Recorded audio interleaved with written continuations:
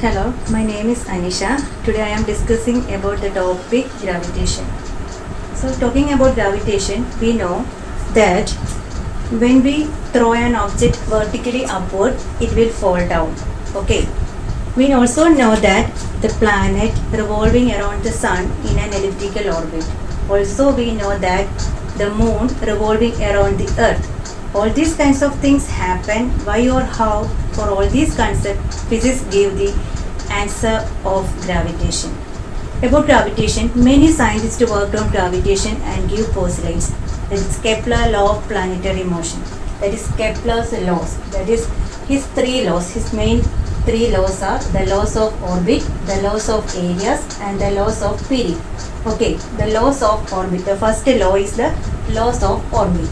It states that is the planet. Every planet revolves around the sun in an elliptical orbit. Therefore, the path of the planet will be an ellipse. That is, consider this is an ellipse and this is the planet. Okay, this is the planet. The planet revolving around the sun in an elliptical orbit. Therefore, the path is an ellipse. So, consider an ellipse. The ellipse has 2 points, that is F1 and F2. Okay, this F1 and F2 is called the focus. Okay, the law states that the planet revolving around the sun in an elliptical orbit. So, where will be the position of the sun? Okay, the sun will be in either of any of these. Okay, that is in F1 or F2. This is the law of orbit. Okay. The second law is the law of areas. Here, that is, we consider planet and the sun. If we draw a line from the planet to the sun and observing after delta t time, the planet will be here. Similarly, this is the sun and this is the object. After delta t time, the planet will be here. So, these two areas are same. That is, the area covered in equal interval of time will be same. That is, this law states that that is the line between the planet and the sun sweeps out in equal area in equal interval of time. This is the law of areas. The third law is the law of periods. This law states that the square of the time period of a revolution is directly proportional to the cube of semi-major axis.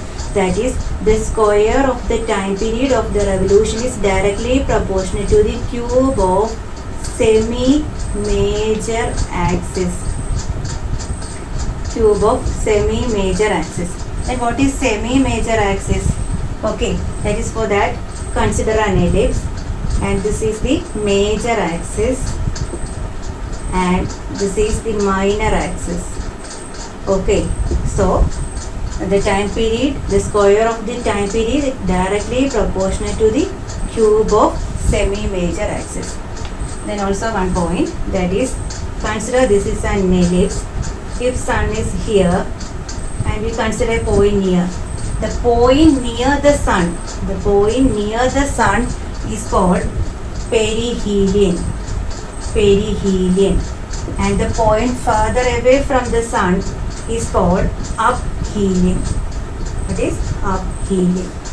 This all are about Kepler's laws. That is, laws of orbit, laws of areas, and laws of period.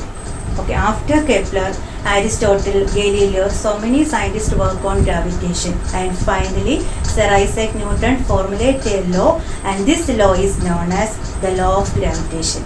Okay, the gravitational force is the force of attraction between two objects with non-zero mass separated by a distance. That is not the point. That is, the main point is that is there is a force of attraction between two bodies. Okay, so we think that why don't two humans pull towards each other, or why don't two stars collide with each other? I also know that the apple fall down from the tree. Okay, does the apple move towards the earth, or the earth move towards the apple, or both move towards each other? Actually, this is a simple concept. That for that, consider this is an apple and this is an earth. This is an apple and this is an earth. Okay, the apple moved towards the earth or the earth moved towards the apple. Okay, that is both apply equal force to attract each other. And if the force is become equal, then which one will accelerate more, the apple or earth? For that, based on Newton's second law, it states that the force applied is the product of mass and acceleration. So we know that Fa is equal to F by m. That is, acceleration is inversely proportional to the mass. So when the mass increases, acceleration decreases. When the mass decreases, acceleration increases. Here, the mass of the earth is very much greater than the mass of the apple. So the apple accelerate towards the earth. Okay, then the question is how we find out the force. That is the law of gravitation, that is the law of the universal gravitational force, that is it is applicable for all the bodies, that is it is whether it is small body or whether it is high body, whether it is the big mass, that is it is applicable to all bodies. And Newton formulate a mathematical equation for it, so it is very special. And the equation is F is equal to G m1 m2 by r square. This is the mathematical equation for gravitational force. Okay, and this law states that every body in the universe attract every other body with a force which is directly proportional to the product of their mass and inversely proportional to the square of the distance between them.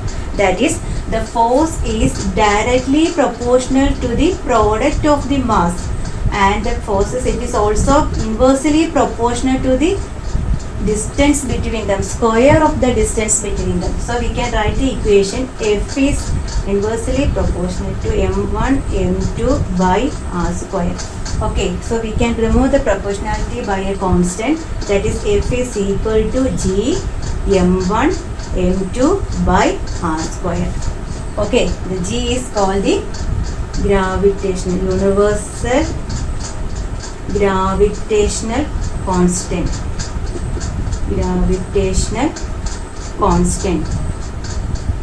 Okay, and m1 m2 is that is the mass of the bodies, that is m1 m2 is the mass of the bodies. Okay, and r is the distance between them, and r is the distance between them. Okay, then the value of G, that is the value of G is 6.67 into 10 raised to minus 11 Newton meter square per kilogram square, and this is the unit. Okay, the mass of, that is the gravitational constant value is, that is 6.67 into 10 raised to minus 11 Newton meter square per kilogram square. Okay, this is all about Newton's, that is gravitational law. Thank you.